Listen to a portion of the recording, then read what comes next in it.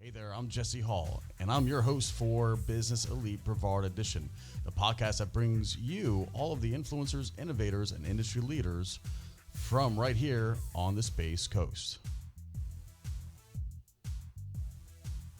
And that is where we are today, the beautiful Space Coast of Florida. Hey there, Jesse Hall in the studio. Thanks so much for tuning in. We are live on Facebook. Of course, we can be seen at facebook.com, Space Coast Podcast Facebook page. So we go live every so often. We share videos, the live streaming videos of a lot of the different shows at Space Coast Podcast. So make sure you check it out. And of course, you know, if you want to get engaged with the show, we are looking at comments. So feel free to post anything, and we'll do our best to address it. So whether it's a comment, question, even suggestions, any feedback, get engaged. Share the live stream for us as well, if you could be so kind. And today I have a very special guest. Her name is Marty L Ward. She's with martylward.com. We met on a few other occasions recently at the Vera Means Business Networking Group. And she and I have had some really good conversations.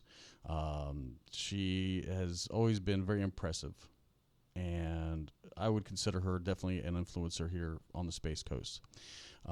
She is someone who you can find just about anywhere. She is very outgoing.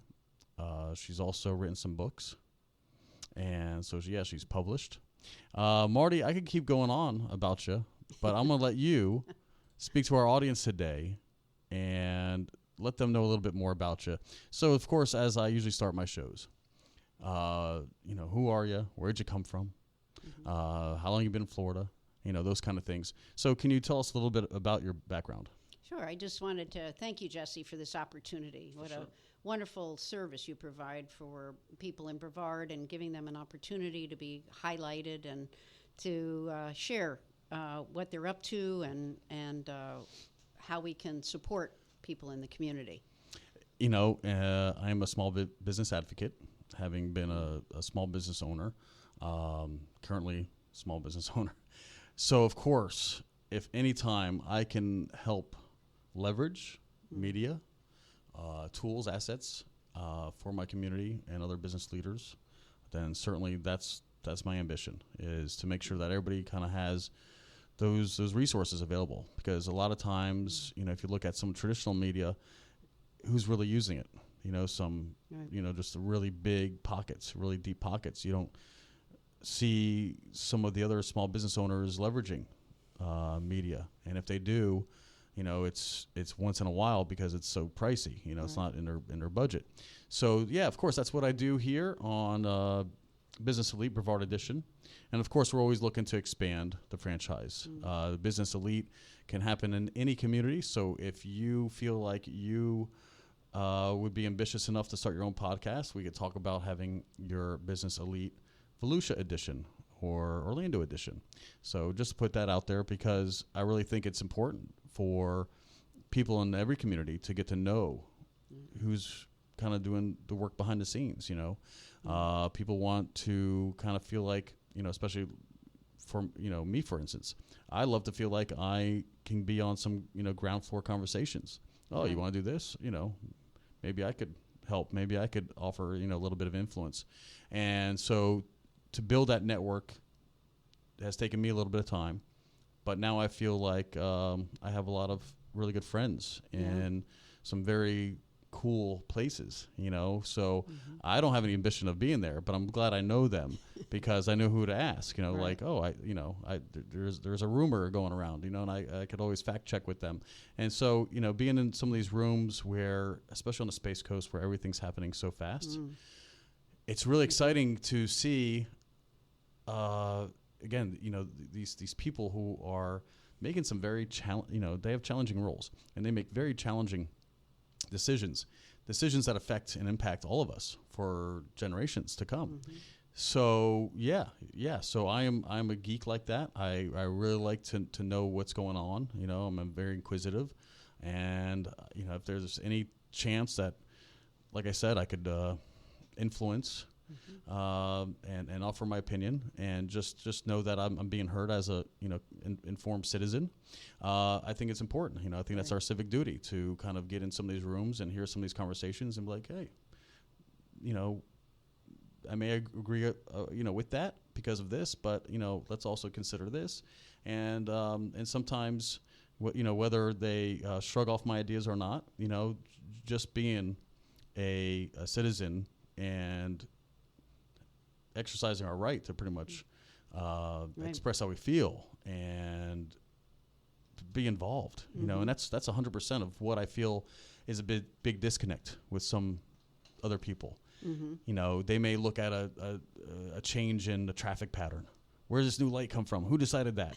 There's a big thing with, even medians on A1A, and it's, everybody wants to point a finger, but they weren't there doing their civic duty 5 years before when all that was getting decided upon, correct? Exactly. So if you want to be involved, if you want to have a part and a say, not after the fact when it's too late, but if you want to have a say in what's happening in your community, well, you got to be out there. You got to be a part of it. Yeah, well, you're a big part. Well, I try to be. And really, I'm only as good as my guests who I bring on. I'm only as good as my last show, right? Right. So enough about me and why I feel civically responsible and committed to my community, especially my small business associates and partners. I really want to explore, because again, you've had such you're almost like a Renaissance woman. You've done Yes, so many cool that's things, true. right? That's true. So to say you're a published author, or to say that you've been in education or motivation, these are they're not enough descriptive words for you. Right. So I really want people to get to know, again, who Marty is, and in the short, why would somebody listen to you, right? Because that's what everybody wants to convey, especially as an influencer. Well, listen to me because you could look at my resume, or you could see all the testimony of people who have under my tutelage succeeded, and you could look at all these testimonies and endorsements. And before anybody even decides to do business with you, they want to get to know you and trust you, right? And know that you're going to be deal, right? Yeah, and you got to be the expert. Be the real deal. You got to be Be real. the real deal. And you've got to convince them that you're the expert, that you're the authority, Right. and they should listen to you. So, where'd you grow up? Let's start there. Well, we'll start back there. Yes. Right. Well, I actually grew up in Greenwich, Connecticut, which is about an hour away from Manhattan. And I grew up in a wonderful family. I have 2 brothers and a sister. And I grew up with abundance. And, in our family, what I was taught very young was that if you have, you give. Right. So I began volunteering when I was 10 years old. I started at the library, and then I think I was 12 or maybe 13, I was at a daycare center where they actually had me doing interviews of families as if I was a real social worker. Oh, fantastic. Which I think is pretty amazing, because later on in life, that played itself out. And what I call it, Jesse, is like God's breadcrumbs. Right. You got to see about picking them up and letting them nurture you and not passing them by. So those were some of the things I did as a child. And then I really love the country. And I ended up marrying someone, and I was going to be, I was driving the tractor, and he had... like a full-on working farm. Full-on working farm with Black Angus cattle up in Millbrook, New York. Ranchers. And so I thought that's what I was going to do. Yeah. Except that had nothing to do with what ended up. I ended up living on, I was so privileged. I lived on a 1912 Trumpy Mathis motor yacht. And so it was 1912, so of course it was all wood. And to me, it was an opportunity to, it felt like I owned the Mona Lisa because it was so beautiful to me. And I scrubbed her, and I painted her, and I took good care of her. And the marriage fell apart. Oh. So I had a son. My first son was born, and then he lived aboard her from the time he was 2 to 5. And so then we moved ashore. And at that point, I had been a teacher, and my former husband was an excavator, and I had another child. So we moved ashore, and I started, I was substitute teaching. And what I realized is that really who I was more of a social worker. I see. And because I'd actually sailed my whole life, I met my former husband when I was 16. Wow. And so I have been across the Atlantic 4 times from Bermuda. That's on a amazing. sailboat. And started very young. And then, so I ran a sailing school on the Hudson River. Fantastic. We decided to, Jay said, well, why don't we buy some boats? And I thought, oh, great, this is going to bring the marriage together. Right. But it didn't. So it ended up that I ended up with the boats. I ended up running the sailing school.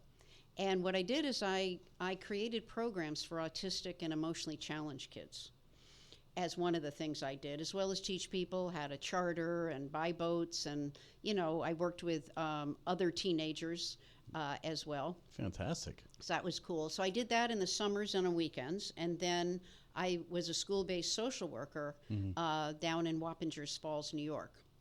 So it sounded like you were all around New York and New England and off the coast, towards Bermuda. And again, in the sailing resume is absolutely incredible. That's a lot of transatlantic I have crossings. a 100-ton captain's license along the way. And Captain Marty L Ward, ladies and gentlemen. That's amazing. I used to wear a captain's hat. I don't know. Some people remember me that way with my captain's hat. Hey, that's great branding. That's who you are. Yeah. And someone who has worked offshore and lived. Well, it was for fun. I have to admit that I got that. I was able to earn that back then. It's not. I couldn't earn it now. But back then it was because I had lived on such a large boat. Right. I had the credentials to be able to do it. Yeah, you need to log so many hours. Yeah. And if you're only sailing 8 hours, even like a day, for instance, it's not as you could triple your time if you live aboard. Right. So exactly. You either go fishing for the day for 8 hours, or you live aboard and be on a working vessel. And then every day counts. Every 24 hours counts, because you do need a certain amount of hours in order to get the license. Right. And how do you go from one tonnage to another? It's all about hours, right? And so you have to keep on improving. You have to. I mean, it's really, it's one of those industries where you have to be committed, and you're not going to get just running up the the corporate ladder just by a couple charters or a couple of seasons. You got to be committed, and that's just shows a lot of resolve for you. To have just been out there doing the work and getting educated. Because the captain's license, that's not an easy test to pass. No, it was much easier back then, much easier than it is now. Sure. And then I ended up moving to the Adirondack Mountains. My son was at camp up there. Remind me where that's at. Adirondacks is about 90 miles north of Albany. Okay. And it's up near, some people know Lake George, or they might know Lake Placid, where the Olympics were. Yes, Lake Placid. I was about 45 minutes, either way you look, from either of those two spots. Very cool. In Indian Lake, New York. And, it was really one of my favorite times of my life, because I just love the woods. It's a place I always felt safe, a place that I just felt nurtured and supported. And so I wrote a book about sailing, because my dream was, because I had taught so many women who didn't feel that they were capable to be able to captain a boat. And I wanted couples to be able to go around the world, because Jay and I were going to go around the world, and then it didn't work out. So I wanted other people to have that opportunity. I wanted women to feel confident and secure. So I wrote this sailing book on sailing that would have been the first book by a woman on how to sail. Because I don't know, Jesse, if you've noticed, but men and women don't think the same way. No. Have you ever run into that? Oh, of course.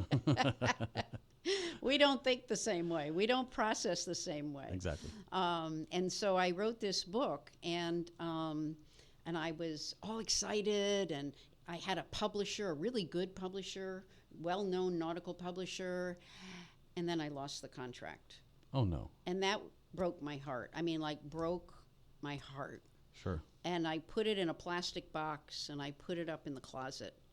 And that was the beginning of what ended up later, where I ended up going through all of my money and had to turn my life around. But that was one time, and I know that your listeners have had this happen, where the rug gets pulled out from under you. Oh, yeah. It can be a marriage, it can be a partner, someone can betray you, someone steals your money. There's 1,000 different ways to end up on your butt. Yeah. Exactly. And so, each person who's listening, has had their own path. Right. And I'm sharing bits and pieces of mine. And so I ended up moving from the Adirondacks to Annapolis, Maryland. Oh, that's a little bit of a change. Yeah. Different scenery. My brother said, "You're not going to stay up in those woods all your life, are you?" And I said, "Well, no." And he said, "Well, you better get going. You're not getting any younger." That's so funny. So, Annapolis, people may know of it being a lot of Navy. That's big right. shipyards. That's right. So that now you're backpedaling to your nautical, I'm back into my boating. Yeah, back right into your boating. Well, I actually have to say I was the first female Commodore of the Lake George Corinthian Yacht Club. Up in the Adirondacks. see, this is the kind of caliber of people we're getting on here.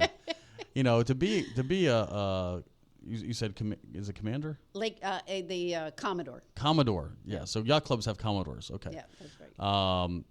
So that's pretty fascinating. It was. And does it still exist today? That yacht club? Yes, the Lake George. Yes. Okay. Yeah. So when I actually went to Annapolis and I became a yacht broker. See, I've always that always seemed like such a cool industry. It is. Selling boats. It was so much fun. I grew up in South Florida, surrounded by boats. Oh, well, you were down in Miami? Yacht capital of the world. I worked at the Hyatt Regency, Pier 66. Ooh. Yeah. You were big time. Yeah, and we're surrounded by, I think the smallest slip was like 40 feet, and so the 300-footers would park on our dock, and for the boat show, it was just crazy. Wasn't it? It's one of the biggest boat shows. Yeah. I ended up moving there. Yeah. Because I was going to sell those big ones. In Annapolis, I was very successful. Yeah. I was selling 10 boats a month. That is successful. That's a lot of boats. Huh? That's a lot of boats. A lot of boats. And so I was going to be a hot shot. Yeah. I was going to go down to those big ones. Oh, and yeah. I was down at the Miami Boat Show, and I looked out, and one of my clients said, "Why are you here, Marty? Why are you at the boat show? You sell sailboats." And I said, "I'm going to sell one of those." Yeah. And then I heard myself, and I said, "Oh, I guess I'm moving to Miami." Right. So I moved to Miami. Very cool. Like overnight. Like and tell us about what year was this? It was about 99, about 99, somewhere in there. So you've been in Florida since 99, roughly. Around there. Yep. Okay. Yep. So you spent a majority of your time up in Maryland, New York. Yep. Greenwich, which is a suburb of a lot of Manhattanites. Will go up in so a big suburb for New York City workers. So you just recently came down to Florida about 20 years ago. Yep. Started in Miami. How long did that last? Yeah, and I only made it there for a couple of years. Okay. Actually, you know what? It was actually 2004. 99, I moved to Annapolis, and then 2004, I moved to Miami because I was going to sell those big boats. I was going to get rich. I was going to it was going to be grand old time, and I was an abject failure. I sold 3 boats in 2 years. Wow. and it was not a good time. That's struggling. I was definitely just struggling. I mean, unless you're selling the $16 million, I know, dollar price point, then like one a year, yeah, you could live off that maybe. Right. But certainly, if you're going to be in Miami, there's just a lot of competition. 1,700 yacht brokers in my area. Yeah.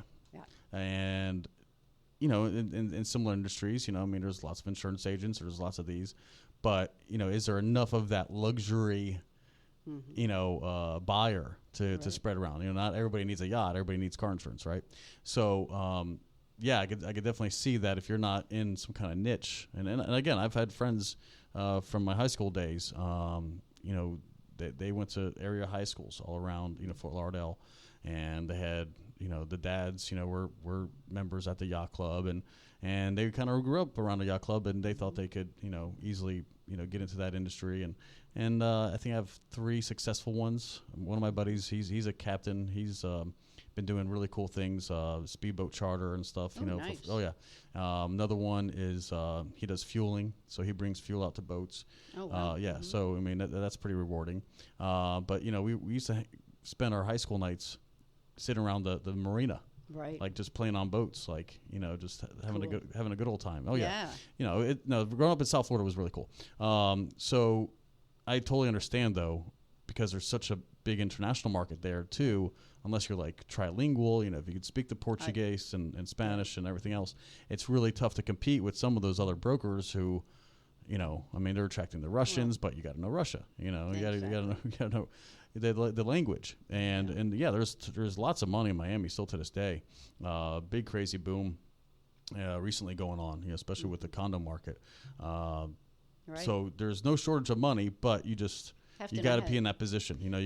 In Annapolis, I was a big fish in a little pond, and in Miami, I was a very little fish in a big pond. Yes. And so that was another rug getting pulled out, when you feel like a failure. That was a setback, you don't feel great about yourself. And so I ended up moving to where we are today, to the Melbourne area. Yeah. And I ran, of all crazy things, a congressional campaign. That is wild. What would how would you get talked into that? Well, how controversial do you want to get? Oh, let's get controversial. Okay. All right. Well, and some people will definitely react to what I'm about to say. That's okay. Is that good? Is that good? Hey, listen, you prefaced, they could turn it off now. That's right. Thank you for listening. It's been a great day. It's been nice knowing you. Here at Business Elite Brevard Edition. And we got 40 minutes left. So, let's dig in deep. Okay. This is what it's all about. We're here to discover. Well, America means a lot to me. Mm-hmm. And I just have a big soft spot in my heart for America, for vets. I don't know. There's something in me. Oh, me too. That I share that. Big time. And so what happened is that my family history, and even my former husband's history, is in politics. My great-grandfather was he was the first a Republican boss in Westchester County, and my former husband's family has been in the Senate.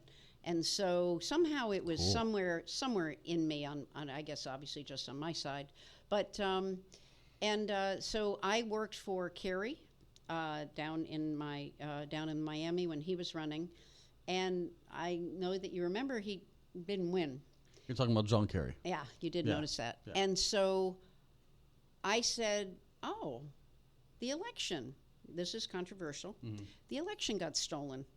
Mm-hmm. And some people feel that way, and obviously a lot of people don't. And I actually ended up working for the man who designed the program that stole the election. Wow. And his name is Clint Curtis, and I guess it's common knowledge, because I don't want you getting any trouble. Uh-huh. I don't want you to get any trouble dropping names. So I'm hoping it's common knowledge. I hope you don't just out people who may send the henchmen for you. Oh, no. We fought very hard. Yeah. And the great news was, and the reason I did it, and the reason whether you believe it or not believe it, the important thing is that what's happened is that we now have paper ballots. Right. And that's the reason that I work for him. because it's a very long story, and there's been a movie made, and if you go on the internet, you can see his name come up with millions of things, which is why I'm said what I said, because really my devotion was to America and getting the vote back. And that was a time where we only used computers. So anyone who knows about what's obviously happening today with Russia and everything, it was as easy back then, or maybe not as easy, but pretty easy back then to be able to write a program that could do that. And let's assume for the moment that what I'm saying was true. Right. What's important is that hundreds of us work to be able to get so that you have to count the ballot. And so through my work, and that's the reason I work for him, because I was not as qualified as he would have liked me to be to run the campaign. Right. But I really wanted to get the vote back. And so that's what we did. So it's really my passion for America that had me allow myself, to do that work, knock on all those doors. And I bet. And, now, is that rewarding? Not just personally, but I mean, is there? Were you financially stable doing it? I feel like I really did something for America. Good. Okay. And that was my goal. So that's more of your civic duty, right? It's okay either way. But if you'll remember, we didn't have paper ballots, and now we do, and that's what's important. And even it's come up again with the election coming up of how they're even doing more work to make sure that the ballots can be counted, because of what we've experienced with people in other countries being able to influence what we do. It's the climate is changing, and the political climate. Right. Weather has always changed, but the political climate certainly, with what they're discovering, just in general. But it seems like politicians have been negotiating with adversaries for a long time. So just because they can infiltrate social media, is what the big concern is. Fake accounts and creating fodder, and just for people to have talking points. Those were created by the whether they were or not. I'm sure America still went out and voted, and the outcome is still the outcome. Right. But both sides have done it. It's not like the Democrats haven't done it. No, Everybody's no one's done innocent. it. Yeah. Nobody's innocent. Everybody's done their thing because everybody cares about, ultimately they care about America. They care about, having us have a community where, we can thrive and where we can all be together. So it's not right, it's everybody's done it. Right. And it's really, just being true to yourself, being true to what you believe in, focusing on what matters to you, and being willing to fight for it. Exactly. And see, that to me is one of the strongest qualities I think any citizen could have. Get out from your own stuff. Go out and do something for your community and your community at large, your country. Right. Even if it's just a campaign. Right. Maybe it's just a advocating for something, or maybe it's demonstrating against something you feel really strongly about. Right. Participate, get out there, because there's nothing worse than somebody who doesn't vote but they complain about who won the election. It's exactly. Like you don't have an opinion. You gave away your opinion, right? So that I think from your background could hopefully inspire some other people. Maybe they don't have to go as far, but just pick a campaign, picking somebody you believe in, something that matters to you. And that's your passion. Yeah. So so when I came up here, because I'd had the rug pulled out, I realized one too many times. Right. I went from being worth over $1 million to having $7.41 in my bank account. Yikes. So I was chasing shiny things. I kept trying to I kept thinking I was broken. There was something wrong with me. I needed to be fixed. Because what I realized is that, I wasn't quite there realizing it, but, is that until one day, and I actually did real estate, and I was doing, the flipping of the houses kind of thing. I was getting into that market because I'd done real estate before. Sure. But one day I just said, Marty, you're out of integrity with yourself. Mm-hmm. So the audience, you need to, listen, where are you out of integrity? Where are you not being who you were meant to be? And I stopped. Right. And I closed 4 of my 5 businesses. Hard to believe I had no money with all of that going on. But I went downstairs, and what I did, Jesse, is I wrote the first book that I published. Okay. And I sat for 12 straight hours, and it was as if my creative potential was unlocked, my talents, abilities, and my gifts. And I wrote, and I looked up, and I went, it's dark. And I looked at the computer clock, and I went, oh, my God, it's midnight. Wow. And it was like something had unlocked in me. Right. And I want the audience to really listen to that, because look at what you're not allowing yourself to do.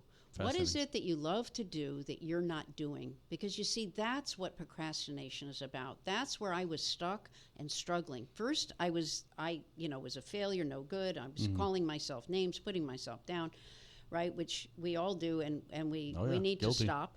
Yeah. And the other was that I wasn't expressing who I was because my heart was broken by my book not being published. Yeah. And so that shut me down. And so think about what shut you down. Where in your life did somebody say something, call you a name, put you down?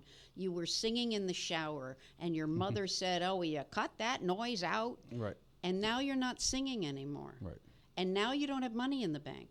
You need to get out there and go sing. Go do a karaoke night. Go do something, right? Because that's what I've learned to help entrepreneurs, hundreds of entrepreneurs. I turned my life and business around, and then I've helped hundreds of entrepreneurs to do the same thing, because I figured out how to, what I call, kiss procrastination goodbye. Yes, yeah, and you're leading into one of your events coming up. Yes. Which is procrastination for entrepreneurs. Yeah, right? it's going to be in November 16th. Okay. But I'm gonna I do it every once in a while. Okay. So it'll be about kissing procrastination goodbye and how to break through where you're stuck and struggling. And of course, people also work with me individually, privately. But so by doing that. That was the beginning of my coaching career taking off, and being a transformation strategist. And how long has that lasted now? That's been 12 years. 12 years, okay. Yeah. So the yacht broker dream kind of faded.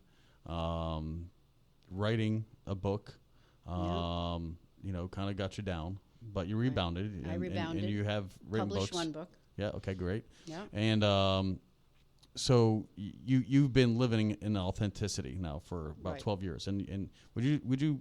Well, there's another. Would piece. you admit like some of the stuff that you were doing before just wasn't it was the all true passion? Me. Jesse, we're all on a path, and Right. it was all helping me to be who I am.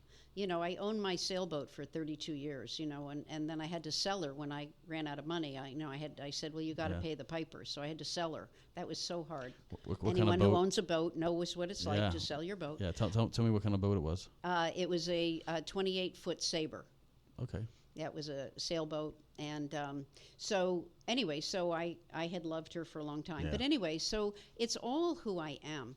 And everyone has these experiences. And then what happened for me was that I was on the internet, and I saw an article about a little girl named Ashlyn Connor, who was 10 years old. And she was a cheerleader, and she was an A student. And she didn't want to go to school that day because she didn't want to confront the bully. Oh. And she, in order not to go, she killed herself. And I burst into tears, and I said, that's it. I have an answer, and I have to get it out there. I don't want another bright light of a child ever to be snuffed out. So that day I put up a website, Creating Confident Kids to Eliminate Bullying. Because what I realized is we have to focus on what we want, not what we don't want. Right. And when we focus on bullying, we get more bullying. When you focus on creating confident kids, you get more confident kids. I see. Right? I mean, look at Mandela or King or Gandhi or Mother Teresa. Sure. They all focused on what they wanted. They didn't fight against what they didn't want. They focused on what they wanted and kept moving in that direction. And so I used them as an example of how to turn this around. A crazy thing happened. In 2000, and that was 2011. In 2015, I get an email from a man named Pastor Booney Alex. And Pastor Booney Alex had found my book on a pile of books to be burned in Tanzania. And he said that it changed his life. Fascinating. And so he emailed me, had the courage to email me. Mm-hmm. And he said, I want to know more. I want to find out how you do what you do, Marty. I just want to share your work with people here. And he lived in actually Uganda. Mm. And so that began, I began communicating with him and talking with him. And then the next big there's another breadcrumb. But anyway, so right. I forgot one breadcrumb. But he said, Marty, you have to come. You have to come to Uganda. We need you. So in 2018, I went to Uganda. And do you want the other breadcrumb? I forgot, or keep going? No, continue, because traveling to Africa is very exciting. Yes, being invited over there, just the whole story. Someone reading your book and reaching out. I mean, the probability of something like that is pretty crazy. It's crazy. Yeah. And in 2000, he said, Marty, you have to come. And I was reading through the itinerary, and it said March 5th, you're going to be standing at the headwaters of the Nile. Oh. And I burst into tears. I would too. And I burst into tears, and I thought, why am I crying? Mm. And he said, and you're going to be standing before 1,000 children. Wow. And why I cried was in 2007, I had been in the king's chamber at the top of the pyramid in Egypt.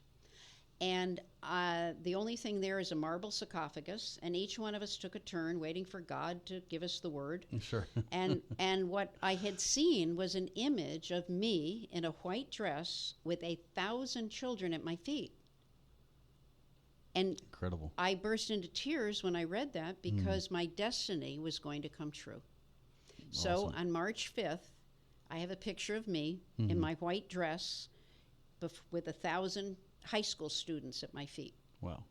So there's That's another, cool. You see how broad, each time we take these paths, each right. time you come to a fork in the road, right, and you take it, right, that's what each one of us who's listening has really done in order to get where you are. You too, with all your background and history, and even the yes. The surfing you do, and yes, right?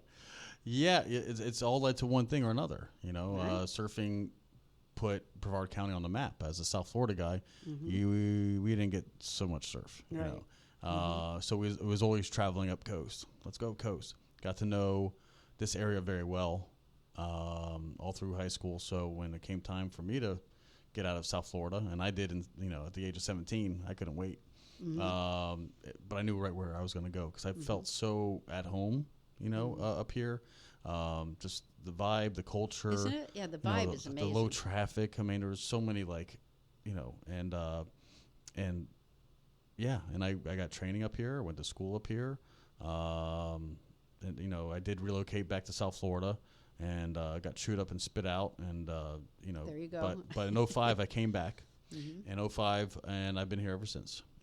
So yeah, surfing took me here and pretty much brought me back. Yeah. So you never know where you're going to end up. And again, it's following your passions. It's finding what makes you. I was told by a very wise man, that's against my constitution. I says, you have a constitution? He says, yes. And you should too. I was like, okay. So I made my constitution. Good for you. Like my own promise to myself. I will avoid traffic because I absolutely despise traffic. I hate the idea of traffic. I hate the idea of people spending an hour to commute every day. That's 2 hours a day. That's 1,300 hours a year if you travel every day, what I mean? Yeah. So, it multiplies, and that's a lot of days in traffic. Who wants to spend multiple days? Every 12 days, that's another 24 hours, a day lost in traffic, right? Wow. So, when you think about the people who spend, and a lot of times it's just for stupid stuff. People are rubbernecking, looking at what's going on the other opposite side of the road, and with traffic going the opposite way. Has nothing to do with our lanes, but everybody's got to stop and look. No, it was for me, that was insanity. Right. Yeah. Well, Traffic, good for you. That's a good. Traffic is insanity. I will not subject myself to that. Good for you. Yeah. I want, if I want to go somewhere, that's 5 miles away. I want it to take me 10 minutes. There's no reason that would take half an hour to go 5 miles, or even an hour sometimes in South Florida.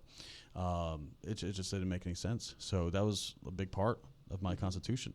And so I had a very honest discussion with myself. What else would I stand for? What else would I, what are my other non-negotiables? And when people make a contract like that, call it a constitution, a contract, or, your operation manual, whatever you got to just, label it as. Come up with those non-negotiables. Good. What are going to be part of your life? What are you going to not choose to, not live without and do without? And what things will you just not tolerate anymore? And you're going to find that all of a sudden, maybe some friends, maybe some places, maybe some things that you've been involved in are just not serving you, because now you know who you truly are. And it may be a tough pill to swallow right away, but once you start living in that authenticity and doing things that serve you the best to your ability and help you be of service to others, then there's no other greater reward. Absolutely. Yeah, and so that's what I realized, Jesse, is that I actually was bullied all my life. And so that's why I cried when Ashlyn killed herself. I realized that I'd been bullied. Right. And what I realized is that at one point, my son said to me, he said, Mom, I know it really hurts you that no one in the family believes in you. Oh, that's so upsetting. And so that was a gift to me. I took it as a gift, and I really had to dig deep inside of myself and really look at believing in me beyond all doubt. And by doing that, the magic thing happens is that no one bullied me anymore. Yeah. I didn't have to say anything or do anything. They just stopped. And that's what I help children and adults do. It's my mission and my passion. As we can see, it's my destiny to be able to make bullying obsolete and civility the way of life. Yeah, wouldn't that be great? But you do more than the anti-bullying campaigns.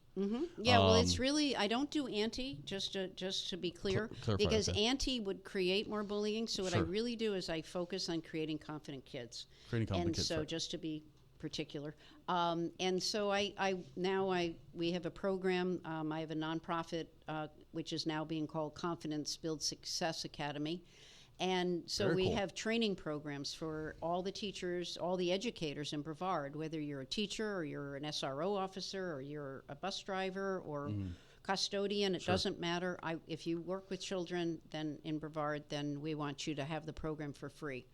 And outstanding. Yeah, so we have that starting again. We did a summer program, and we have it starting again September 23rd, which is Monday, if you're listening now. Right. But you can get in touch with me. I can design programs for your school or community. But I really want teachers and people who work with children, parents, grandparents, of course, caregivers, nonprofits, whatever, to really see kids for who they are, to really honor and value their talents, abilities, and gifts. I call it tag kids for success. Tag, I like that. Right? So you tag your child for success. So when you do that, the child feels seen for who they are. Like I wasn't being who I was. Right. But once I started writing again, then that's being seen for who I am. I'm a writer. So for children, art, music, dance, drama, athletics, right? Those are all their talents. You as a podcast show host, communicator, connector, community bringer together, right? Right? And in order to do that, that's your talent. And in order to do that, your abilities are creative, inventive, imaginative, analytical, mathematical, because you got to do all this computer stuff. Oh yeah. Right? Scientific, and so those are your abilities. And then your gift is that you provide the community with such a rich service of giving us this opportunity to be heard on a broader audience, and you give people a chance to connect with each other and to support each other. And so it's a huge gift to our community. And it's really learning to look at our children that can be annoying occasionally, right? We can have these kids being annoying. But to see that annoying instead as intriguing, and to see that intriguing as their bright, creative, inventive mind, and wanting to express itself. And so a simple example is that the kids are bouncing on the couch or on the bed. Right? And you've told them 250 times that they're hurting your furniture and they don't respect you, etc. But try next time saying, wow, look at how high you can jump. Look at how athletic you are. Jumping is for the floor. Mm-hmm. So what you've done is you've tagged them with their talents and their abilities. Then you've guided them to do what you want. I see. And you're focusing on what you want, which is the bouncing on the floor. Right. And because they feel seen for who they are, then they're more willing to cooperate. And so actually this Saturday, I'm doing a training, September 21st, at Kaiser University on that for parents, grandparents, whoever works with children, teachers. And these are available for the public? Oh, yeah. Any cost? It's open to the public. For the public, it's $47. Okay. It's a 3-hour workshop in the morning and the afternoon, 8:30 to 11:30 and 1 to 4. Right. And for teachers, it's free. So if you're a Brevard educator, you get to come for free. That's pretty cool.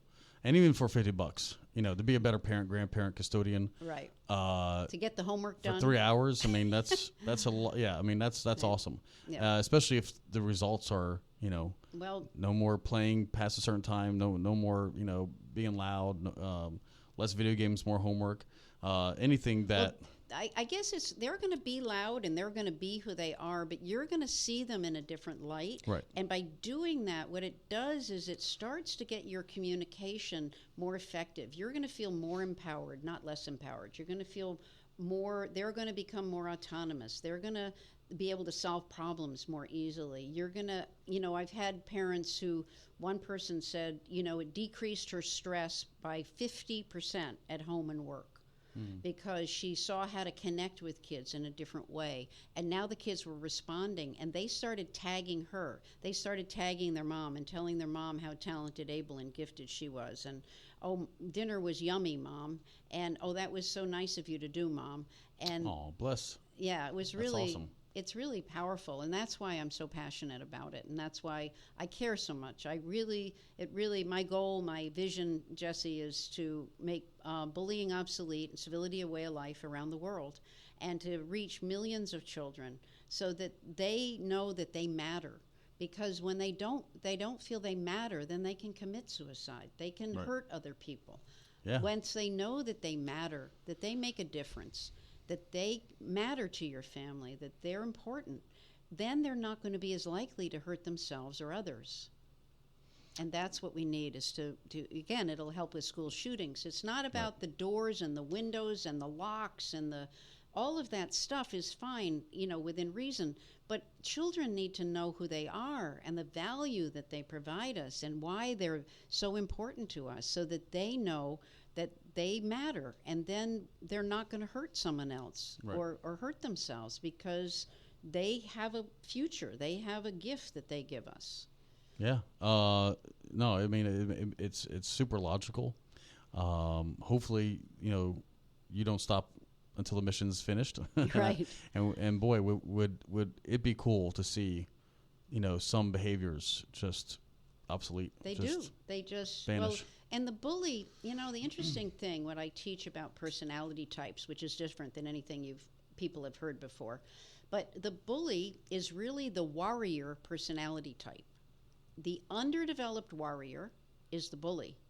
But what's cool, Jesse, is that the developed warrior is the hero. So that when you can take the bully and guide them to become the leader, then they stop bullying. Now, when they have lost their empathy, when they no longer feel because they have been so hurt or abused or whatever happened for them, then you've got a bigger issue. But before they have lost their empathy, you can turn that gang leader into a leader. And it's happened. You can do it in 90 seconds. There are videos online, that can show you that. But that's what I did even back when I was a social worker. I ran a peer mentoring program, and I made the bully the mentor, and I said, listen, I'm here, I'm going to watch you, you talk to the other kid, and you guys figure it out. And lo and behold, the discipline problem dropped. Amazing. So we can do this. Yeah. The bully is really afraid that you're going to aggress on them. So they aggress on you first. They put you down, they call you names, they shove you away. It's a defensive mechanism. Because they fear that that everyone that they meet is against them. Wow. Imagine walking through life believing that everyone was against you. So that's why they immediately shove you away, verbally or physically, whatever it is they need to do. But it's out of a means of protecting themselves. It's not okay. It's not right. We need to help them. Yeah. But they don't know why they do it. They have no idea why No, they it sounds do like a primal, psychology that hasn't been addressed. Right. And so we allow that behavior to continue, not really knowing where it comes from or how to deal with it, and then it manifests in some weird, very hurtful way. Very hurtful ways, yeah. Very hurtful way. And it's not okay. So, but it is helping them to understand, because every single person who's listening to this knows that if you don't know why you do something, you can't stop. How can you stop if you don't know? Right. But that's what I help people do. I help adults and entrepreneurs and business people. I do this for hospitals, where I help nurses to be able to manage all the stress that they're under, and so that there's less turnover rates and that kind of thing in the hospitals. And for children to learn about to be more emotionally intelligent, for us adults to be more emotionally intelligent, so that we can connect with each other and the children in a way that supports them, nurtures them, and guides them. Because we define them every day. Whatever word we use defines them. And if they're being called stupid or messy or lazy or never amount to anything, well, then that's chipping away at them. That's defining them. Yeah, and they will take it to heart, because they're You're trusting powerful. you. Yeah. I mean, you're the ultimate authority in their you're world. Powerful. Why not believe you? Right. Why not believe the bully? Right. See, that's why I teach kids to believe in themselves, so they don't believe the bully. You see, why I allowed bullying to influence my life and finances and everything else is because I believed them. And then once I said, oh, if I don't believe the bully, I won't be hurt, I went, oh, that's cool. So that's what I help people do, is not believe the bully, because you can't stop the bully any more than you can stop the rain. But what you can do is learn how to protect yourself by honoring and valuing who you are, owning who you are, believing and trusting in yourself, knowing that you're creative, inventive, imaginative, you're an artist, you're a musician, you're a podcast host, you're an engineer, you're a real estate agent. Think of the gifts that you give, you in real estate, the gifts you give as a real estate person, that you give people their dream. They get their home that they've always wanted. I mean, what a gift is that? It's so satisfying. Yeah. I mean, I've had previous careers where, everything from fine dining and food service, to massage and working in spas. And yeah, it's kind of nice to, at the end of the day, when all the tough part is over, when we get through the transaction and we get to closing, and that's satisfying, like, here's your keys. It's it's powerful, and they you are their authority now, so they contact me, especially if they relocate. Where do I eat? Where do I drink? You want to hang out? And what fun! Oh, it's so cool. So you almost like build like a little tribe of clients. Yeah, and so I like to create that culture, where once you work with me, you're part of the community. Yeah, right? Yeah, you're not going far. So now you're my web. Right. How cool is that? Yeah, and because being my web has benefits. We do a lot of cool things for the community and for people who are in my network. There's so much going on, so many cool things going on. It's almost hard to keep up with what's happening in Brevard County, but certainly I like to be that liaison. I consider myself, I think it's kind of an overused cliche, lifestyle consultant, lifestyle coach. Oh, I like you it. know. I like it. But yeah, because not only could I find you the house, I'll find you a place to worship. I'll what kind of food do you like? I could create what kind of sports you in. I'll put you, maybe find a home near, a nice tennis club or whatnot. You love to sail. Let's put you on the water with a dock. There's 101 ways to align somebody with their passions through real estate, because everything else like that, I mean, we'll get you dressed up in some nice loafers and casual shorts and a Tommy Bahama button up, and you will live the Florida lifestyle, Right. and so having lived here all my life, I feel like that's kind of where my passion's kind of going. I would really like to find that niche clientele, that just want to retire and come down here, and maybe they want an investment property and or a second home, or maybe they just want to relocate altogether. And of course I love to golf and I love boating as well. So hey, you're an all-round guy. Yeah. So golf course properties, waterfront, those are kind of some areas that I tend to specialize in. But certainly it was after the hard work, and I think that's what people are missing. Whether it's raising your kids, finding that great career, or just taking a chance like you have so many times. Do it for yourself. Just get out there. Be your passion. Live your passion. Live your passion. I like that. So I know you have some events coming up. We are closing down already, coming up on 5 minutes left. The website to go to today, because my Marty L Ward site will be up and running next week. Okay. But is confidencebuildsuccessacademy.com. confidencebuildsuccessacademy.com. And you'll find on the events tab, there's a workshop and there's the teacher training, and it'll give you a bit more about it. But I hope all the Brevard County teachers take advantage of that, because to learn what you teach and advocate for would probably solve a lot of their problems, a lot of behavioral issues. Yeah, teachers are saying, oh, Marty, it's actually working, and some used to be very authoritarian, and now you're going to be bumping heads. And she said, by giving them some space to let them express themselves, they're cooperating with me more. I'm getting more time to teach, more time to parent. One person's child was was very bright, going to college, scholarship, and all of a sudden was heading down the wrong trail. And by working with me, the child's back on track. She's going to college. She's, getting the scholarships that she'd earned. And, it's just really learning how to see them for who they are, honor and value them for them. Right. Now, we all, listen, I've got 2 boys. We all want them to be whatever we have in mind, but they are going to be who they are. And when we honor that and value that, then they cooperate more easily, because they see that we see them for who they are. And we want to be seen for who we are. Yeah, so now we're recognition, you got to feed the ego, and then there's big ego and there's little ego. And a lot of times, like you mentioned previously, once one of those egos get hurt, sometimes it may take a lifetime before they're singing again. Right. Maybe a lifetime before they go out and try something new. Exactly. And get that autonomy, become their own person.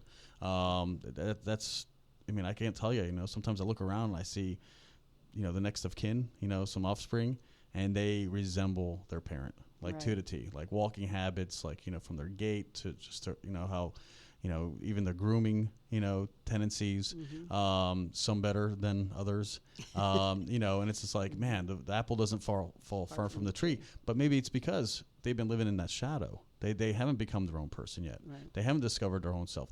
They haven't been given the tag. They haven't been told talents and abilities and gifts. Yeah. So they just kind of are their parent's shadow. And or they're afraid. We can be afraid. I met a lawyer over in Orlando one day, and he had on shorts and a Hawaiian shirt, and I was on one side of the desk and he was on the other, of course, but his feet were up on the desk, so I was, as his guest, I was looking at his soles of his feet. Right. So I said to him, what's going on? And he said, I hate being a lawyer. I hate it every day. But my parents wanted me to do it, so I'm doing it.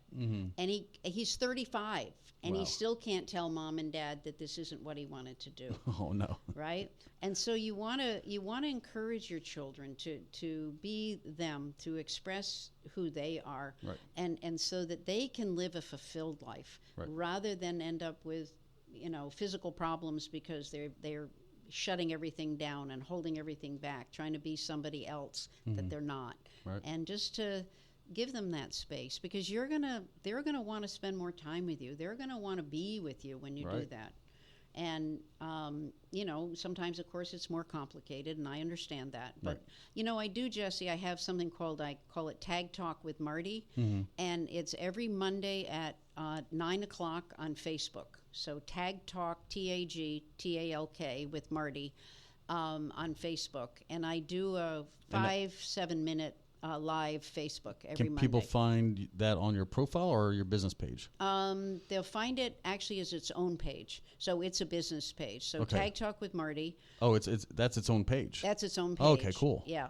And it's up on YouTube as well. But it gives you like 5 to 7 minutes of my wisdom. And, some you're going to agree with, some you're not. Of course, you take what you like. want. Yeah, leave the rest behind. Right, leave the rest behind. But it's just want to give you some unique ideas, really some fresh ways of looking at things so that you can move forward. Whether you're an entrepreneur and want to break through and get to the next level, or to really have a better relationship, all of that. And I do have a group coming up for entrepreneurs that starts October 1st, I just remembered. Right. And love to have you. It's called Big Profit, Big Impact. Big Impact, Big Profit. Hey, listen, I'm intrigued, and Mastermind. I think some of the listeners are also intrigued. John Adams, he chimed in. Marty is awesome. Oh, hey, John. She is on a great mission. Yes. Yeah, thank you for all of the comments, of course. So a minute remains. Let me ask you this. What would little 10-year-old Marty self think of you today? Are you living? I think she would be just thrilled. Because when I was 10, and everyone ought to look back when they were 10, it's a great age you pick. We are that person. And she loved the woods. The 10-year-old loved the woods. She loved to go horseback riding. She loved to be on her own, independent. I was a tomboy. Right. So, I did there weren't very many female yacht brokers, right? Right. All those things. I was the captain, and all those things that I did, that I just did. I just did them because I was pulled to do them. So I have to say that I think she would go, yes, look at what we did together. Look at where we're going. And Awesome. we've reached over 80,000 children, parents, teachers, and pastors in Africa. I'm going back in March to 2020. Is this an annual thing now to Africa? Well, I went twice in 2018, and Okay. I'm going back. It'll be probably every other year. Okay. But we have a huge organization over there. We've got That's amazing. 14 leaders, and I'm going to Kenya and expanding. And I bring water filters so the children amen. get clean water. Yeah. So tell us a couple more action steps. You have a nonprofit. Yep. You need funds. I do. We How need can water people filters. contribute? We need people to sponsor children to go to school so they're not going to be human trafficked. How do they do that? Online or just give you a Yes, call? you can go to confidencebuildsuccessacademy.com. And if you're interested in Africa, you go to the Africa page, and Cool. it talks about the water filters Right. and the sponsorships. If you want to do America and support our teachers so that they can get more training, provide and support our programs here, then you can do that on the general donation button that's there for you. Awesome. So there you go. Marty L Ward, any closing comments before we say goodbye? I want you to know that there is nothing to fix, just more of you to discover. I love it. I hope you guys enjoyed this. What a great conversation. The hour just went by so quickly. I know. I mean, Woo, I feel like we just got warmed up. But we hope you enjoyed this. Share this video. Of course, this podcast will be on demand, iTunes and Spotify and everywhere you hear your podcasts.